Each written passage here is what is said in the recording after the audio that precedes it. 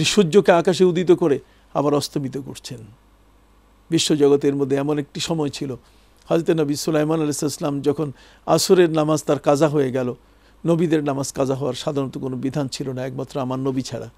হযরত নবী সুলাইমান আলাইহিস সালাম তিনি সেখানে দেখলেন যে তার রাষ্ট্রের ঘোড়াগুলো পরিদর্শন করতে গিয়ে হাত্তা তাওয়ারাত বিল হিজাব, সূর্য ডুবে গেছে।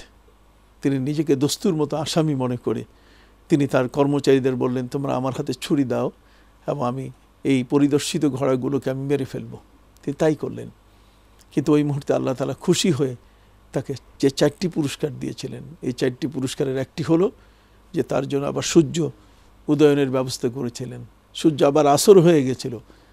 হযরত নবী সুলাইমান আলাইহিস সালামকে দায় থেকে মুক্তি দেওয়ার জন্যে আল্লাহ সুবহানাহু ওয়া তাআলা তাকে আসরের নামাজ পড়ার সুযোগ করে দিয়েছিলেন। তাহলে যে মহান আল্লাহ জগতের মধ্যে এই ধরনের সুযোগ সুবিধা তিনি সৃষ্টি করতে